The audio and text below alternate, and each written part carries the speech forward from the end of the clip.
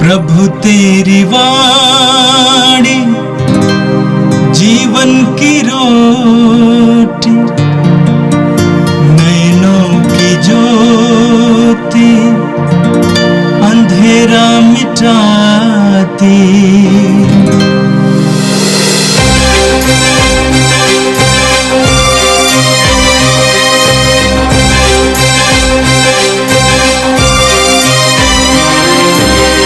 प्रभु तेरी वाणी जीवन की रोटी, नैनों की ज्योति अंधेरा मिटाती। प्रभु तेरी वाणी जीवन की रोटी, नैनों की ज्योति अंधेरा मिटाती। वाणी वाणी वाणी वाणी वाणी पवित्र है, शाश्वत है, जीवन का मन्ना है। 9 जनवरी बृहस्पतिवार।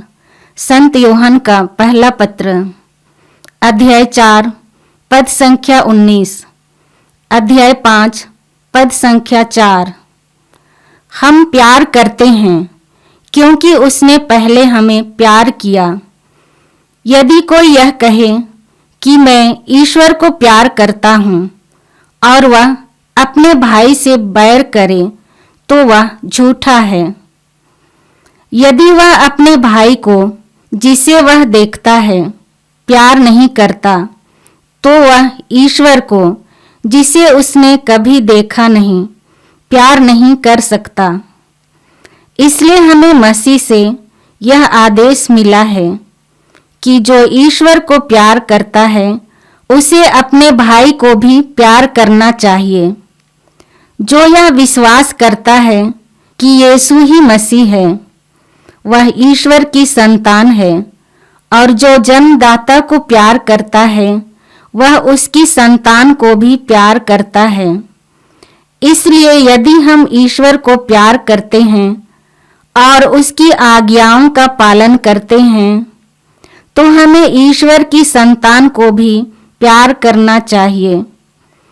ईश्वर की आज्ञाओं का पालन करना यही ईश्वर का प्रेम है। उसकी आज्ञाएं भारी नहीं है, क्योंकि ईश्वर की हर संतान संसार पर विजयी हो जाती है। वह विजय जो संसार को परास्त कर देती है हमारा विश्वास ही है। यह प्रभु की वाणी है। संत लुक्कस के अनुसार पवित्र सुसमाचार, अध्याय 4 पद संख्या 14 से 22 तक। आत्मा के सामर्थ्य से संपन्न होकर यीशु गलीलिया लौटे और उनकी ख्याति सारे प्रदेश में फैल गई। वह उनके सभागृहों में शिक्षा दिया करते थे और सब उनकी प्रशंसा करते थे। यीशु नसरत आए जहाँ उनका पालन पोषण हुआ था।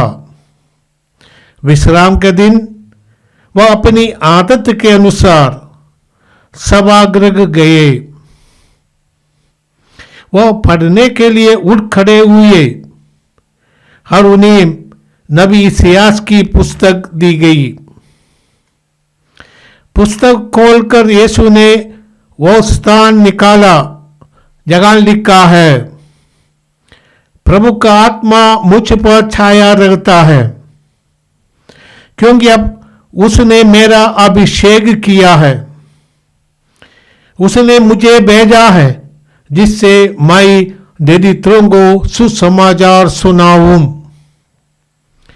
बंदियों को मुक्ति का और अंधों को दृष्टिदान का संदेश दूं, दलितों को स्वतंत्रता प्रदान करूं और प्रभु के अनुग्रह का वर्ष घोषित करूं। यीशु ने पुस्तक बंद कर दी और उसे सेवक को देकर वो बैठ गए। सभागृह के सब लोगों की आंखें उन पर लगी हुई थी। तब वह उनसे कहने लगे, धर्म ग्रंथ का ये कथन आज तुम लोगों के सामने पूरा हो गया है। सबों ने उनकी प्रशंसा की। भाई उनके मनोहर शब्द सुनकर अचंभे में पड़ गए। ये प्रभु का दिव्य सुसमाचार है। क्रिस्त प्रभु की जय। प्यारे भाई और बहनों, आज का प्रथम पाठ हमने संत जोगन का पहला पत्र अध्याय 4 पद संख्या 19 से अध्याय 5 पद संख्या 4 तक सुना था। हमारा ईश्वर प्रेम है, ये जोगन का अनुभव देखा था। ईश्वर प्रेम है, इस वजह से उन्हें हर एक इंसान को प्रेम करना है। हम जानते हैं कि बाइबल के अनुसार मनुष्य ईश्वर के प्रतिरूप में बनाया गया है। उत्पत्ति ग्रंथ अध्याय 2 पद संख्या 7 में। यदि ईश्वर प्रेम है तो हमारा भी स्वभाव प्रेममय होना चाहिए। मनुष्य को ये वरदान मिला है प्रेम करने का। पूरे सृष्टि में हम देखते हैं प्रेम की बात, परंतु इंसान के दिल में प्रभु ने ये एक प्रकार का आवेश प्रदान किया है कि वो प्रेमपूर्ण जीवन बिताए। आज के पाठ में संत जोगन कहते हैं, यदि कोई ये कहता है कि मैं ईश्वर को प्यार करता हूं और वह अपने भाई से दुश्मनी करता है तो वो झूठा है। जो ईश्वर को प्यार करता है वो मनुष्य हर एक इंसान को प्यार करेंगे, क्योंकि सारी सृष्टि ईश्वर का देन है, ईश्वर के प्रतिरूप में बनाया गया इंसान है। यदि वो अपने भाई को जिसे वो देखता है प्यार नहीं करता तो वो ईश्वर को कैसे प्यार कर सकता है जिसे वो देखता नहीं। परंतु ईश्वर है और ईश्वर है और विश्वासी ईश्वर पर विश्वास करते हैं। ऐसे विश्वासी यदि ईश्वर पर विश्वास करने वाला है और विश्वास करने की बात मानते हैं तो उनको चाहिए हर एक इंसान को ईश्वर की दृष्टि से देखे। हम पढ़ते हैं विधि विवरण ग्रंथ अध्याय 6 पद संख्या 5 में प्रभु ईश्वर ने मूसा से कहा, सुनो इस्राएल, हमारा प्रभु ईश्वर एकमात्र प्रभु है। तुम अपने प्रभु ईश्वर को अपने सारे हृदय, अपनी सारी आत्मा और अपनी सारी शक्ति से प्यार करो। ये ईश्वर का आदेश है विश्वासियों के लिए, हर एक इंसान के लिए। ईश्वर यही चाहता है कि ईश्वर को पूरे दिल से प्यार करे। तो यही है ईश्वर, और ईश्वर हमसे यही चाहते हैं कि हम प्यार करें।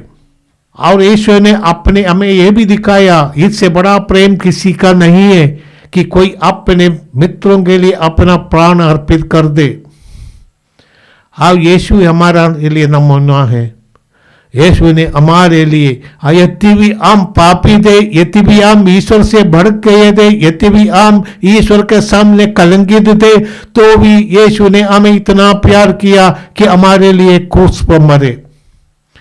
जॉन का सुसमाचार अध्याय 3 पद संख्या 16 में जॉन लिखते हैं,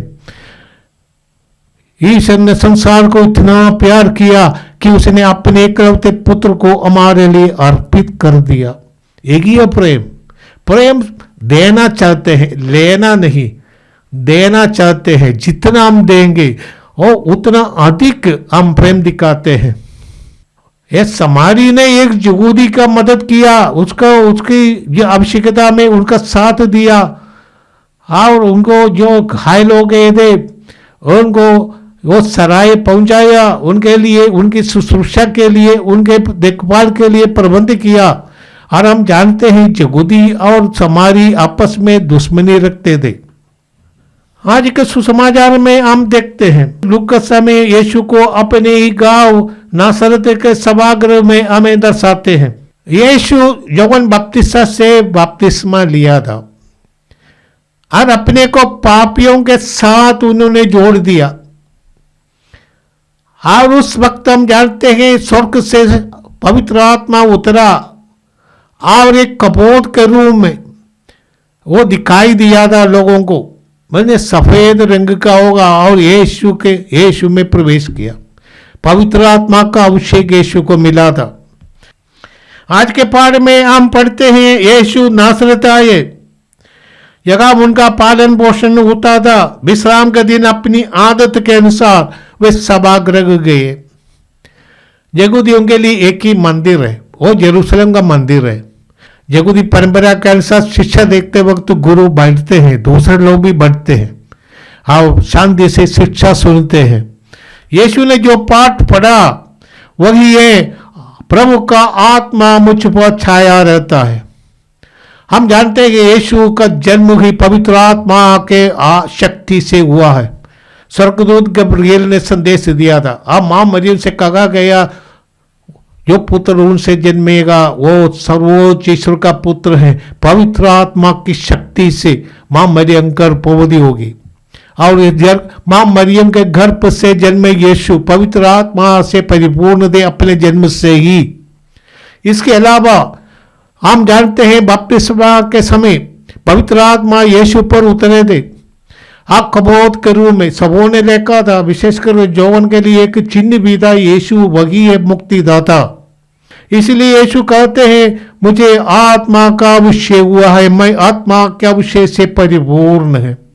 हाँ, ये यीशु अभिषिक्त व्यक्ति है और वे कहते हैं पिता ने मुझे भेजा है कि मैं दरिद्रों को सुसमाचार सुनाऊं। यहाँ दरिद्र मैंने केवल आर्थिक रूप से दरिद्र नहीं, वो भी है आध्यात्मिक रूप से भी दरिद्र। हर प्रकार के संवेदनशील स्थिति में रहने वाले लोग दरिद्र माने जाते हैं और जिनको कोई देखभाल करने के लिए नहीं है और समाज में जीना उनके लिए मुश्किल है, ऐसे लोग भी दरिद्र हैं। जिनको हम अच्युत मानते हैं, जिसे हम गुलाम मानते हैं, जिसे हम दास मानते हैं, ऐसे लोग भी दरिद्र में आते हैं। हमारे देश में भी कुछ लोगों को पहले से ही ऐसा समाज से अलग रखे गए थे, ऐसे लोग भी दरिद्र हैं। कृपा की जरूरत है उनके जीवन में, इसलिए प्रभु आते हैं सुसमाचार सुनाने के लिए, सब लोगों को सुसमाचार सुनाने के लिए, विशेष करके उन लोगों को जो समाज के सामने दरिद्र है और दलितों को स्वतंत्र करने आया है। बहुत लोग ऐसे हैं, असली में हम लोगों ने दासता का अनुभव नहीं किया है। हाँ, अंग्रेजों के साथ में हमारे देश 200 वर्ष रखे थे। हमारे पूर्वजों ने इस दासता से हमें मुक्त कर दिया, उन्होंने बहुत कुछ बलिदान किया, इस कारण ही हम आज़ाद हो गए। और इसी तरह हमें चाहिए कि हम हमारे ईश्वर को सबों के लिए खोल कर रखना, हम अपने ईश्वर को बंदी बनाकर मत रखना। सबों को ईश्वर के साथ सामने आने के लिए और अनुग्रह पाने के लिए हमें अवसर देना है। इसलिए प्रभु ने भी कहा मैं दलितों को स्वतंत्र करने आया हूँ और प्रभु का अनुग्रह का वर्ष घोषित करने आया हूँ। और इसलिए प्रभु कहते हैं मुझे भी इस काम के लिए भेजा है। हम जानते हैं साबत वर्ष यहूदियों के परंपरा के अनुसार निर्गमन ग्रंथ अध्याय 21 पद संख्या 1 से 6 तक और विधि विवरण ग्रंथ अध्याय 15 पद संख्या 1 से 18 तक। और जुबली ईयर के बारे में हम पढ़ते हैं लेवी ग्रंथ अध्याय 25 पद संख्या 8 से 17 तक। ये सब हमें देखते हैं आजादी, ये प्रभु की इच्छा है इंसान आजाद बनकर रहे और गुलामी में नहीं रह गई। आइए हम प्रभु को धन्यवाद देते। प्रभु यीशु ने पाठ पढ़ने के बाद बंद किया, बैठ गया और कहा आज ये सब बातें पूरी हो गई हैं। आज के दिन मेरे लिए आपके लिए सब लोगों के लिए महत्वपूर्ण है। हमारी जिंदगी में हमको हर दिन आज के रूप में मिलता है, जो कल के रूप में आने वाला जो वो बीत गए कल के रूप में नहीं आता। हमारे लिए आज का दिन निर्णय का दिन है, नवीन बनने का दिन है। ये हमारे चुनौतियों को सामना करने का दिन है और ईश्वर को और इस भाई बहनों को प्यार करने का दिन है। और आज के दिन इतना महत्व रहते हैं। यीशु की बात सुनकर लोग उनकी प्रशंसा करने लगे और कहा समाज सब लोग थालियां बजाने लगे। परंतु ये सब शुरू में हुआ था और आगे बढ़कर यीशु ने और भी बात करने पर कर दिया। ये सुनकर ये लोग यीशु के खिलाफ हो गए हम जानते हैं, हम भी वो ईश्वर का वचन सुनते हैं परंतु उसको अपनाने के लिए तैयार नहीं होते। हम अपने जीवन में हमको बहुत कुछ छोड़ देना पड़ेगा, विशेष स्वार्थ को छोड़ देना, अहंकार को छोड़ देना, आप गुस्से को छोड़ देना, घमंड को छोड़ देना, और जहां तक कि हमारे संपत्ति का भी हिस्सा छोड़ देना पड़ेगा, क्योंकि दूसरों को इसके ऊपर अपना अधिकार होता है। और चैरिटी बिगिन्स एट होम, हमें चाहिए ऐसा अपने घर में हम शुरू करें, प्रैक्टिस करें। आइए हम प्रार्थना करें। ये प्रभु धन्यवाद देते आज के दोनों पाठों के लिए। सबसे पहले यूहन्ना अपने पत्र के द्वारा हमें बताते हैं कि हमें प्यार करना है। हमारा एक ऋण है प्यार करना, हर एक इंसान का एक ऋण है, ईश्वर को प्यार करना और दूसरे इंसान को प्यार करना। आप प्रभु यीशु ने हमें सिखाया है कि वे अभिषिक्त होकर आए। हर एक विश्वासी अभिषिक्त होते हैं, पवित्र आत्मा का अभिषेक उन्हें प्राप्त है।